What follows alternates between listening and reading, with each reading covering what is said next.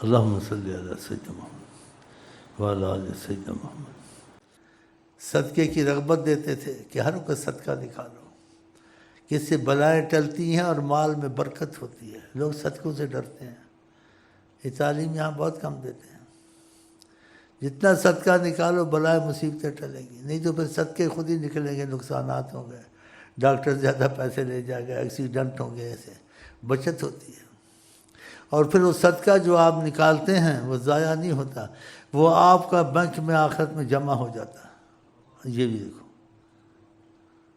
وَمَا تُقَدِّمُوا لِأَنفُسِكُم مِّن خَيْرٍ، جو تم بڑھ دو گے اللہ کے نام پہ آگے، تَجِدُوهُ عِندَ اللَّهِ، ادھر تم کو مل جائے گا اس کی نعمت، ثواب، اجر، جنت کی نعمتیں۔ بتاؤ، تو ایسے گھر میں کھانا پکا، بات پہ بات یاد آتی ہے، تو پوچھا کہ کچھ ہے پکا ہوا؟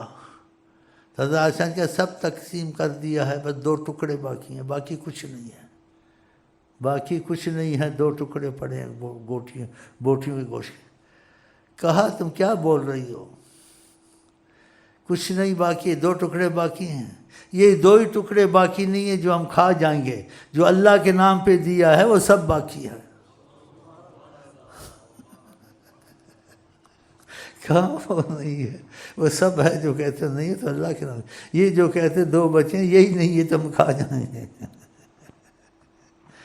حکمت والے بادشاہ، زبان میں شیرینی، اتنی شیرینی، صحابہ کہتے تھے ہمارے دل ہمارے سینوں سے نکل جاتے تھے جب گفتگو کرتے تھے۔ وہ ایسی گفتگو ہوتی تھی تو خدا نے بھی کہا وکیل ہی یا رب، ان کے بولنے کی قسم جب یہ بات کرتے ہیں۔